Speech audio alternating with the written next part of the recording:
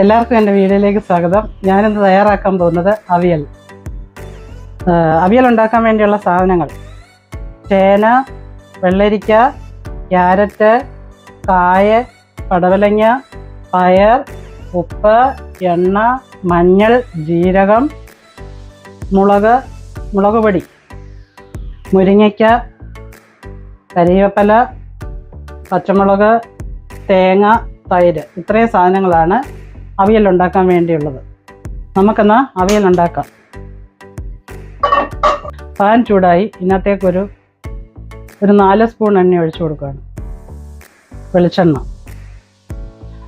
Oil ചൂടായിട്ടുണ്ട്. ഇനി നമുക്ക് അതിനകത്തേക്ക് ചേന ഇട്ട് കൊടുക്കാം. ആദ്യം ഇട്ട് കൊടുക്കേണ്ടത് ചേനയാണ്. ജസ്റ്റ് ഒന്ന് ഇളക്കി കൊടുക്കണം. അടുത്തത് വെള്ളരിക്ക ഇടുകയാണ്. ഒന്ന് ജസ്റ്റ് മിക്സ് ചെയ്ത് കൊടുക്കണം. അടുത്തത് ക്യാരറ്റ്. ഇത് നല്ലവണ്ണം ഒന്ന് ഇളക്കി കൊടുക്കണം. അടുത്തത് പടവലങ്ങ. നമുക്ക് ഇഷ്ടമുള്ള പച്ചക്കറികളൊക്കെ ഉപയോഗിക്കാം. അടുത്തത് പയർ. ഇത്രയും സാധനങ്ങളാണ് ഞാൻ ഇട്ടേക്കുന്നത്. ഇത്രയും പച്ചക്കറികൾ ഞാൻ ഇട്ടിട്ടുണ്ട്. പിന്നെ നമുക്ക് ഇഷ്ടമുള്ള സാധനങ്ങളൊക്കെ ഉപയോഗിച്ച് നമ്മൾ അവിയലൊക്കെ ഉണ്ടാക്കും. നമ്മൾ സാധാരണ ഉണ്ടാക്കുന്നത് ജസ്റ്റ് കുക്കർ എടുക്കുക, അതിലേക്ക് കുറേ പച്ചക്കറി ഇടുക, ജസ്റ്റ് അങ്ങനെയാണ് നമ്മളെല്ലാവരും എളുപ്പത്തിൽ ഉണ്ടാക്കുന്നത്. ഇതങ്ങനല്ല.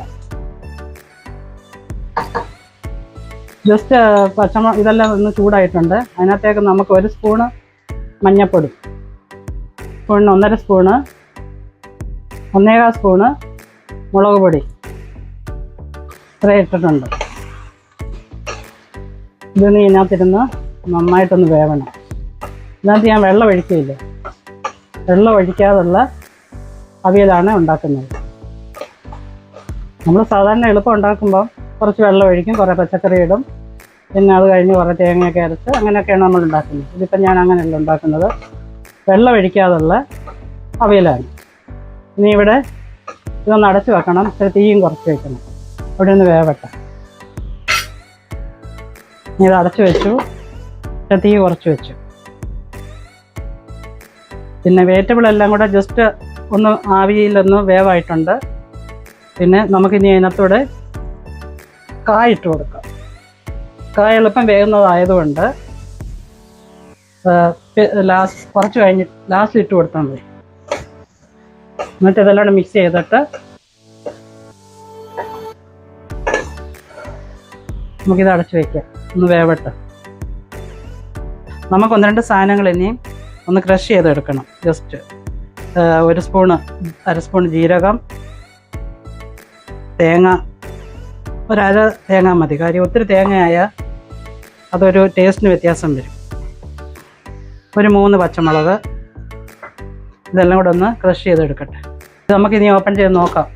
എന്നിട്ട് അതിനകത്ത് കുറച്ച് ഉപ്പുപൊടി ഇടണം.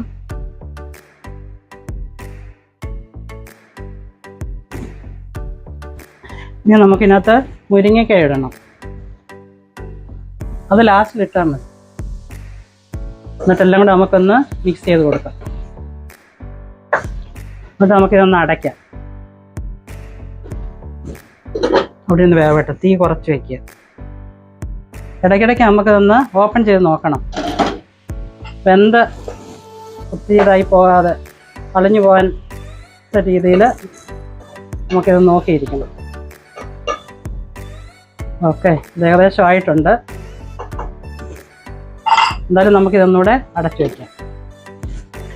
ഞാൻ ഈ അവിയലൊന്ന് തുറന്ന് നോക്കട്ടെ, എല്ലാം വെന്തിട്ടുണ്ടോ എന്ന്. എനിക്ക് നന്നായിട്ട് വെന്തിട്ടുണ്ട്. ആ എണ്ണയിൽ തന്നെ വഴണ്ട് നല്ലതായിട്ട് വന്നിട്ടുണ്ട്. വെള്ളമൊന്നും ചേർത്തിട്ടില്ല. ഇതിലേക്ക് ക്രഷ് ചെയ്ത് വെച്ചിരിക്കുന്ന തേങ്ങ ചേർക്കാം.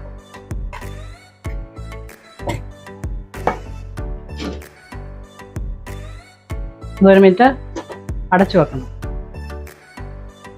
ഇതിൻ്റെ പച്ചമണമൊക്കെ മാറിയിട്ടുണ്ട്. നമുക്കിനി അതൊന്ന് മിക്സ് ചെയ്ത് കൊടുക്കാം.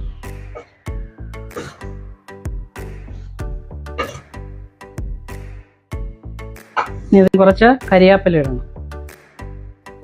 ഇതൊന്ന് മിക്സ് ചെയ്യുക. ഇനി വേറൊരു സാധനം കൂടി ഇതിനകത്ത് ചേർക്കാനുണ്ട്. അത് എല്ലാവരും പുളി ചേർക്കും. ഞാൻ തൈരാണ് ഇച്ചിരി, ഒരു 2 സ്പൂൺ തൈരാണ് ചേർക്കുന്നത്. അത് ചേർക്കാനായിട്ട് 1 മിനിറ്റ് തീ കുറച്ച് വെച്ചിട്ട് ഇതിനകത്ത് ആവി വരട്ടെ. പിന്നെ 2 മിനിറ്റ് കഴിഞ്ഞിട്ട് നമുക്ക് ആ തൈര് ചേർക്കാം. ഞാനുണ്ടാക്കിയ അവയിലൊന്ന് തുറന്ന് നോക്കട്ടെ. ഇനി അതിനകത്തേക്ക് നമുക്ക് ഒരു 2-3 സ്പൂണ് അവരവരുടെ പുളിക്ക് എത്ര പുളി വേണോ അതനുസരിച്ച് ചേർക്കുക. പുളിയുള്ള തൈരാണെങ്കിൽ കുറച്ച് ചേർക്കുക, മധുരമുള്ള തൈരാണെങ്കിൽ ഇച്ചിരി കൂടുതൽ ചേർക്കുക. ഇപ്പം പുളിയുള്ള തൈരായത് അതുകൊണ്ടൊരു 2 സ്പൂണ്, അല്ല കുഞ്ഞു സ്പൂണായതുകൊണ്ട് 3 സ്പൂണ് തൈര് ചേർത്തു. ഞാനൊന്ന് മിക്സ് ചെയ്തിട്ട് ഏകദേശം എൻ്റെ അവിയൽ റെഡി ആയിട്ടുണ്ട്.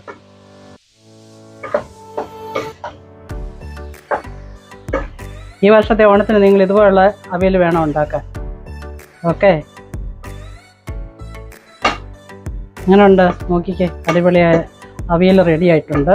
ഞാൻ ഉപ്പുണ്ടോ എന്ന് നോക്കിയിട്ടുണ്ട്. ഉപ്പുണ്ട്, പുളിയുണ്ട്, എല്ലാം ഉണ്ട്.